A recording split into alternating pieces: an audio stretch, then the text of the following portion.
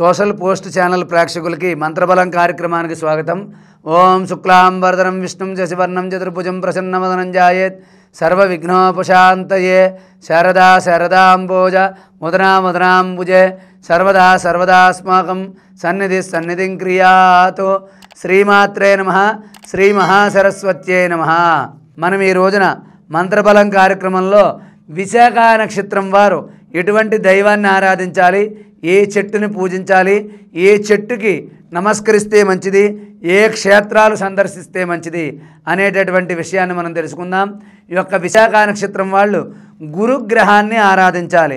ప్రతి గురువారం రాఘవేంద్ర స్వామి కానీ దక్షిణామూర్తి కానీ మనకి అందుబాటులో ఉన్నది. ఇక్కడ ఎక్కువగా సాయిబాబా గుడికి కానీ వెళ్ళడం, గురుగ్రహాన్ని ఆరాధించడం, పసుపు రంగు వస్త్రాలు మీరు గురువారం నాడు ధరించి దేవాలయానికి వెళ్ళి అక్కడ నవగ్రహాలు ఉన్న చోట 27 సార్లు ప్రదక్షిణ చేసి శనగలు ఆ గురుగ్రహం దగ్గర పెట్టి పసుపు రంగు వస్త్రాన్ని గురుగ్రహానికి వేసి కేజింపావు శనగలు కనుక మీరు అక్కడ బ్రాహ్మణుడికి కానీ పక్కన ఎక్కడైనా గోశాల ఉంటే గోశాలలో కానీ ఆవుకు పెట్టడం మంచిది. అదేవిధంగా మీరు ఓం శ్రీ ద్రాం దత్తాత్రేయాయ నమః, ఓం ద్రాం దత్తాత్రేయాయ నమః ఈ యొక్క మంత్రాన్ని ప్రతినిత్యం పఠించవలసిందే. ఇలా పఠిస్తే మీకంతా మంచే జరుగుతుంది.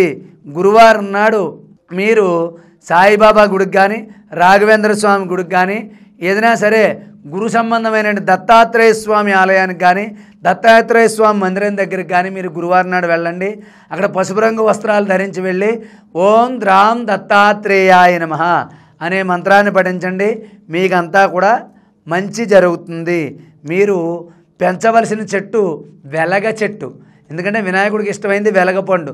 ఆ వెలగపండు ఉన్నటువంటి చెట్టుని మీరు ఎక్కడైనా ముళ్ళు ఉంటాయి కాబట్టి దాని ఇంటి ఆవరణలో కాకుండా ఎక్కడైనా దేవాలయంలో పాతండి. ఎందుకంటే వెలగ చెట్టు వెలగపండు అందరూ కూడా ఆ హోమంలో వేస్తూ ఉంటారు, గణపతి హోమంలో అక్కడను. కాబట్టి దేవాలయంలో పాతితే మంచిది. మీ దగ్గరలో ఉన్న శివాలయం కానీ ఏదైనా వినాయకుడి గుడి దగ్గర కానీ వెలగ చెట్టును పాతండి. అక్కడికి వెళ్ళి మీరు రోజు నీళ్లు పోయండి. లేకపోతే మీరు రోజు విడిచి రోజు 2 రోజులకు ఒకసారైనా వెలగ చెట్టు దగ్గరికి వెళ్ళి నీళ్లు పోసి దాన్ని జాగ్రత్తగా పెరిగే విధంగా అది వాడిపోకుండా మాడిపోకుండా చూసుకోండి. అదేవిధంగా మీరు ప్రతి గురువారం నవగ్రహాలు ఉన్న చోటకు వెళ్ళి గురుగ్రహాన్ని ఆరాధించండి. అదేవిధంగా ఓం ద్రాం దత్తాత్రేయాయ నమః, ఓం ద్రాం దత్తాత్రేయాయ నమః అనే మంత్రాన్ని ప్రతినిత్యం పఠించడం వల్ల మీకు విశేషమైన ఫలితాలు కలుగుతాయి. కాబట్టి మీకు శక్తి ఉంటే బ్రాహ్మణులకి కట్టుకోవడానికి పనికొచ్చే విధంగా పసుపు రంగు వస్త్రాలు దానం చేయండి. లేకపోతే ఎవరైనా ఒక ముత్తైదువుకి ఒక పసుపు రంగు చీర, పసుపు రంగు చామంతి పువ్వుల దండ, అదేవిధంగా శనగపప్పు కలిపి ఒక ముత్తైదువుకి ఇవ్వండి. అది కూడా మీకు మంచి ఫలితాన్ని కలగజేస్తుంది. అదేవిధంగా మీరు నవగ్రహాలు ఉన్న చోటకు వెళ్ళి కొంచెం నవధాన్యాలు వేసి దాని మీద ప్రమిద పెట్టి కొద్దిగా శనగలు వేసి శనగల మీద ఆ ప్రమిద పెట్టి అప్పుడు గురుడి దగ్గర దీపాన్ని వెలిగించండి. మీకు సంపూర్ణంగా గురుడి యొక్క అనుగ్రహం కలుగుతుంది. కాబట్టి ఈ యొక్క విశాఖ నక్షత్రం వాళ్ళు గురువారం గురుగ్రహాన్ని ఆరాధించడం, ఓం ద్రాం దత్తాత్రేయాయ నమః మంత్రాన్ని పఠించడం వల్ల, శనగలు దానం చేయడం వల్ల మీకు విశేషమైన ఫలితాలు కలుగుతాయి.